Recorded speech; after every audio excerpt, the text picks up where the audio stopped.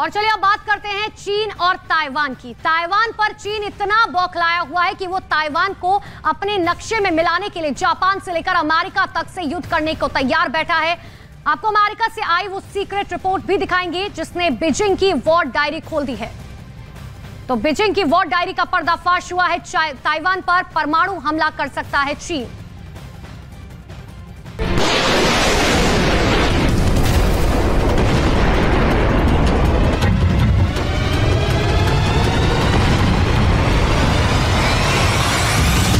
चीन ताइवान पर हमला कब करेगा, कैसे करेगा, पहला हमला कहां करेगा, किस हथियार से करेगा? दुनिया के थिंक टैंक इन सवालों के जवाब तलाशने में लगे हैं, क्योंकि चीन ताइवान को अपने नक्शे में मिलाने पर अड़ा है। लोन देने वाले आपकी मदद नहीं करते, वो लाभ कमाने के लिए देते हैं।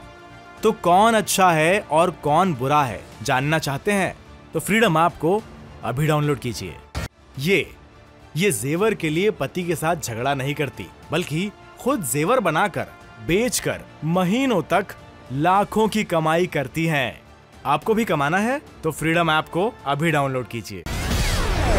युद्ध के लिए ताइवान के इर्द गिर्द जमा है और ताइवान ने भी चीन को टारगेट करके अपने तोप तान लिए हैं।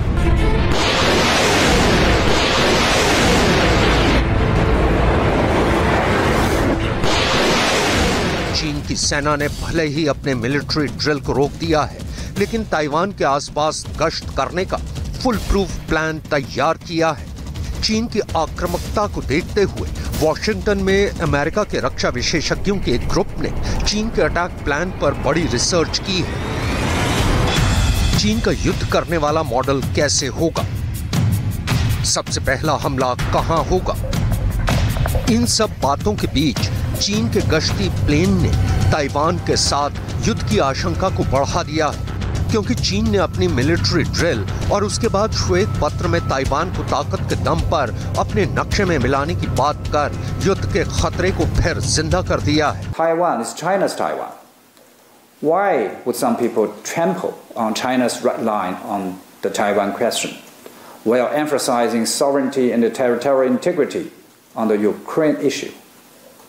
This is a typical double standard. पूरी दुनिया में यह सवाल पूछा जा रहा है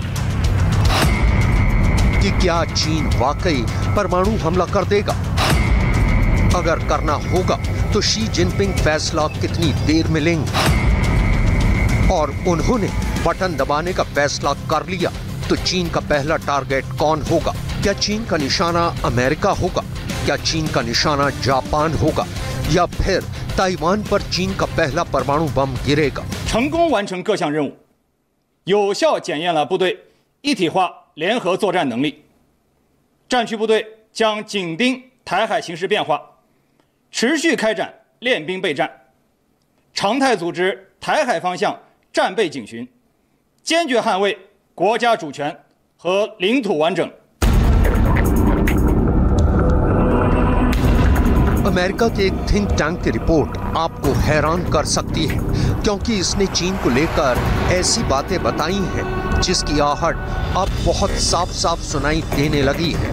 अमेरिका की राजधानी वॉशिंगटन डीसी में CSIS यानी US centre for strategic and international studies की रिपोर्ट पर इस वक्त पूरी दुनिया में चर्चा हो रही है।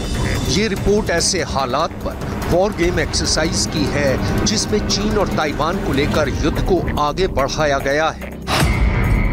इसमें चीन के हमलों, चीन के खिलाफ काउंटर अटैक और युद्ध के नतीजों पर बहुत डिटेल में बात की गई है। यानी अगर दक्षिण चीन सागर या पूर्वी चीन सागर में चीन युद्ध की शुरुआत करता है तो उसकी नेवी का मुकाबला किससे होगा, हमले किसके खिलाफ ज्यादा होंगे और क्या इसमें परमाणु अटैक की भी नौबत आ सकती है? US centre for strategic and international studies ने इस सिम्युलेटेड वॉर गेम के लिए दो टीम बनाई। एक है रेड टीम और दूसरी ब्लू टीम। रेड टीम हमला करने वाला पक्ष होता है, जबकि ब्लू टीम डिफेंसिव रोल में रहता है, या कहें कि जिसके खिलाफ रेड टीम ने युद्ध छेड़ा है। US centre for strategic and international studies ने भी अपनी वॉर गेमिंग को हर पक्ष की ताकत और उसकी क्षमता के आधार पर लड़ने के लिए 2 टीम बनाई। इनमें पूर्व मिलिट्री कमांडर से लेकर चीन, जापान और ताइवान के एक्सपर्ट शामिल हुए। मेज पर प्रशांत महासागर का बड़ा सा नक्शा रखा गया। चीन और ताइवान के साथ अमेरिकी अड्डों को नोट किया गया। रेड टीम, जिसमें चीन की तरफ से हमला करने की तमाम संभावनाओं को समझने वाले एक्सपर्ट थे।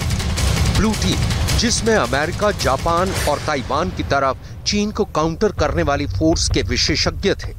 इन दोनों टीम के साथ इस युद्ध को सिमुलेट करने, उसमें फैसले लेने और उसके काउंटर अटैक को समझने के लिए CSIS ने इस वॉर गेमिंग को शुरू किया और उसके जो नतीजे आए वो बहुत डराने वाले हैं।